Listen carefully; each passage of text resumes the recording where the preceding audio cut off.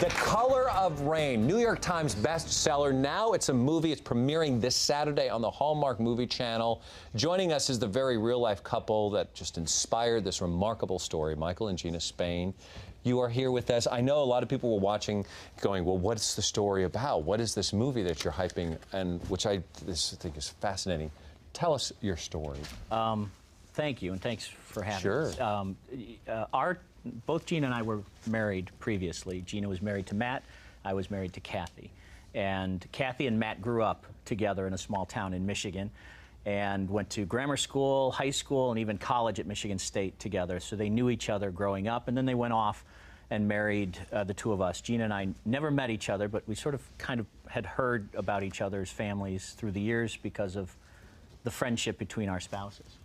Right, yeah. In 2002, my husband Matt was diagnosed with a rare form of cancer. Is this the picture of Matt here? Yeah. With your children? Yes. All right.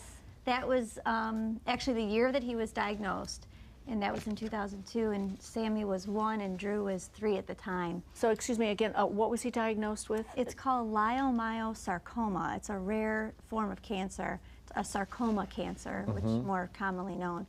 But and that was in 2002. And he battled the disease for 3 years, and he's a man of strong faith and relied heavily on his faith to get him through. And he actually passed away on Christmas Day of 2005. Oh.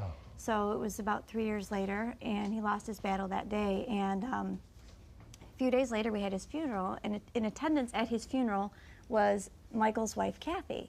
And she came she was very healthy and vibrant young woman, and just a mom of 3 kids in our school and church. Yeah. And so she attended the funeral of her friend, and this is Kathy here. That's Kath on the far right, and our 3 knuckleheads in the middle there. Yeah, she was not. You know, she was a picture of health, 37, and wife and mom of 3. And about 3 weeks after attending Matt's funeral, she developed a headache. And it went away, and then it came back, and then it wouldn't go away. And eventually, you know, what do you do for a headache? Yeah. So we walked into the ER and said, this is something different. Can you help us? And they diagnosed her with glioblastoma, which is brain cancer.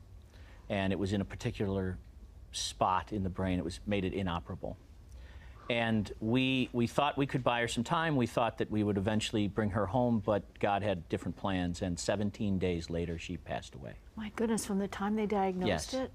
So what was the time gap between when you lost your husband and you lost her? Ultimately, it was about 3 weeks after Matt dying that Kathy first took ill, and it was 17 days later that she passed away. So a month, and a half, something like 6 that. weeks. And so on one of Kathy's last days, she and I we knew the end was near, and we were talking about things that husbands and wives talk about. And out of the blue, she said to me, call Gina Kell. And I kind of dismissed it. I mean, knew who the Kell family was, but Gina and I never met.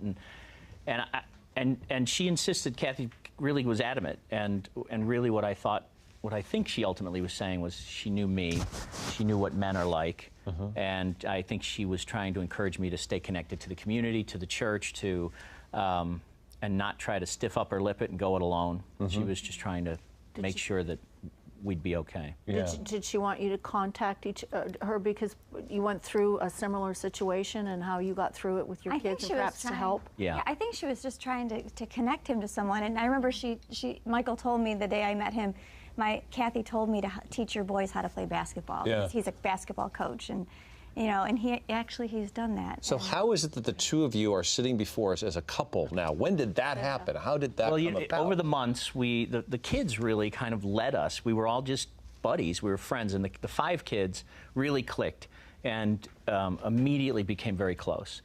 And essentially, Gina and I, you know, when you're in that sort of acute phase of grief, you don't think about anything other than just getting through the day. Yeah. Eventually, months later, you know, as some people put it, the fog of grief kind of lifted a little bit, and I kind of looked over and went, well, you're kind of cute. And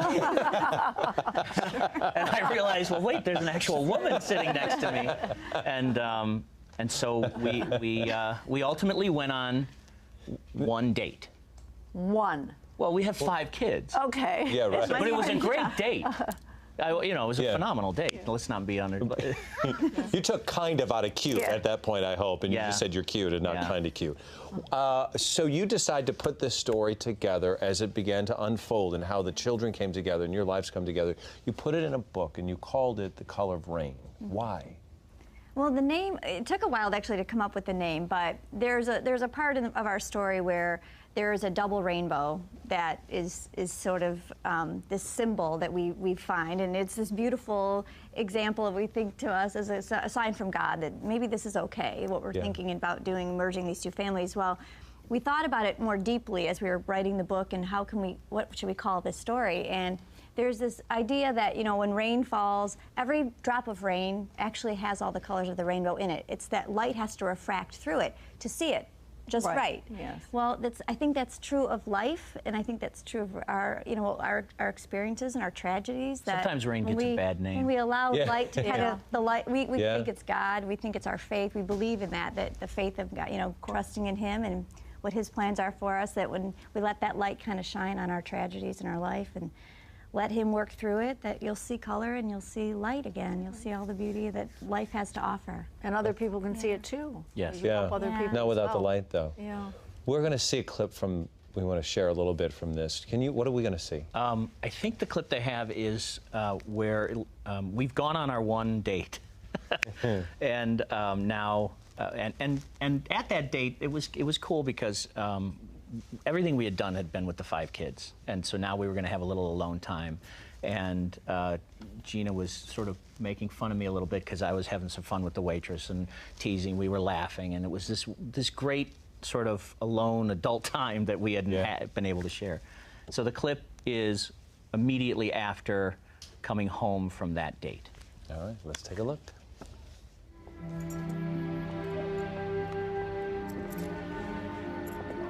That was a wonderful Italian restaurant. Thank you. That means a lot coming from an authentic Italian person.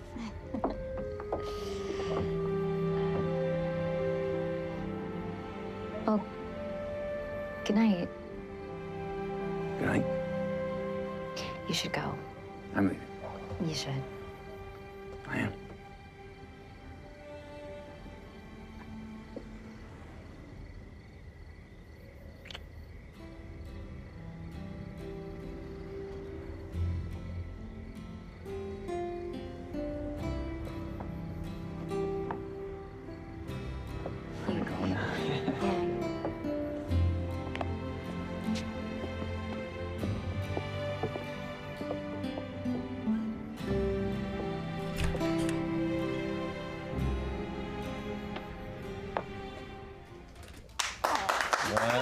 I wish you could have seen.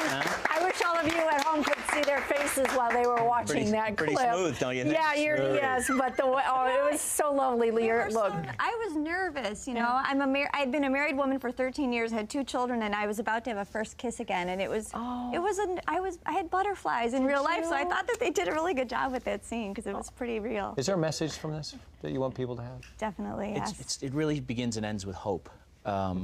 You know, everybody, I used to joke that, you know, my favorite philosopher is the great American philosopher Mike Tyson, who, really? after he lost a fight, he said, you know, everybody has plans in life until you get hit. And the truth is that everybody in life is going to get hit in one way or another. Sometimes you're going to lose somebody you love. Sometimes you're going to lose a job, a career, or a divorce, whatever it might be. And loss is universal. But what's come out of this is that we've started a nonprofit organization. It's called the New Day Foundation for Families. And what does that do? We help young families that are affected by cancer. We help with finances and keeping them on their feet. And you know, we have a single mom program, for example, that helps these young moms who can't afford to put their children into daycare so that they can go to treatment. We provide them with the financial assistance to take care of that. You know, some families can't make the mortgage payments because the breadwinner is now battling a disease and can't go to work. Right. We help sustain them through that time, and we do. It's significant work, and we walk alongside these families for 3 to 6 months on average, and really help them get through until they can get back on their feet. Remarkably thoughtful organization. Wow. Thank you. To go through that. You're going to hang out? You want to eat something? Yeah. There's food. There's food. food. Tune in Saturday, see The Color of Rain. It's a wonderful movie. It's Hallmark Movie Channel 9, 8 Central. Learn more about New Day Foundation for Families by going to foundationforfamilies.org, and a special message awaits on our Facebook page, our Home and Family Facebook page.